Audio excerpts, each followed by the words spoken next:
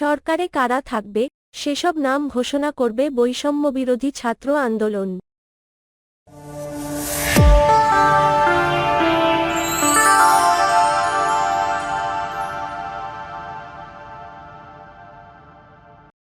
আগামী ২৪ ঘণ্টার মধ্যে অন্তর্বর্তীকালীন জাতীয় সরকারের প্রস্তাব করা হবে বলে জানিয়েছেন বৈষম্যবিরোধী ছাত্র আন্দোলনের সমন্বয়ক মো.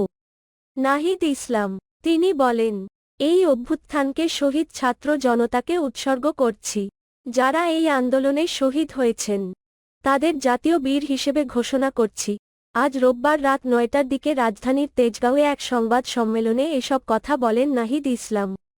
তিনি বলেন, আমাদের এক দফা দাবিটি ছিল স্বৈরাচারী শেখ হাসিনা সরকারের পতন ও ফ্যাসিবাদী ব্যবস্থার বিলোপ। আমরা মনে করি, কেবল ব্যক্তিকে সরালেই এই সমস্যার সমাধান হবে না, বরং যে রাষ্ট্রীয় কাঠামোর মাধ্যমে এ ধরনের ফ্যাসিজম তৈরি হয়, সেই কাঠামো বন্ধ করে একটি নতুন বাংলাদেশ, একটি নতুন বন্দোবস্ত করতে হবে। সেই জায়গা থেকে শেখ হাসিনার পতন আমাদের আন্দোলনের প্রথম ধাপ, যেটি আমরা অর্জন করেছি। এখন দ্বিতীয় ধাপের দিকে আমাদের যেতে হবে।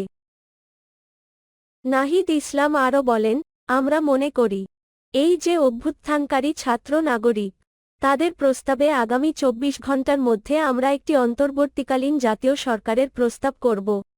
সেই জাতীয় সরকারে অভ্যুত্থানকারী ছাত্র নাগরিকের অংশ থাকবে। এছাড়া সমাজের যে নাগরিক সমাজসহ পেশাজীবী এবং যেসব পক্ষ রয়েছে, সকলের প্রতিনিধিত্ব নিশ্চিত করে অন্তর্বর্তীকালীন জাতীয় সরকারের রূপরেখা এবং সেই সরকারে কারা কারা থাকবে সেই নামগুলো ঘোষণা করব। বৈষম্যবিরোধী ছাত্র আন্দোলনের সমন্বয়ক নাহিদ আরও বলেন, আপনারা সবাই জানেন যে আমরা কয়েকদিন ধরে ব্যাপক নিরাপত্তাহীনতার মধ্যে ছিলাম, যোগাযোগ বিচ্ছিন্ন ছিলাম। এখন আমাদের সমন্বয়কদের সঙ্গে বসতে হবে, সমাজের নানা পক্ষের সঙ্গে বসতে হবে। এরপর আমরা একটি গণতান্ত্রিক সিদ্ধান্ত জাতির সামনে উপস্থাপন করতে চাই।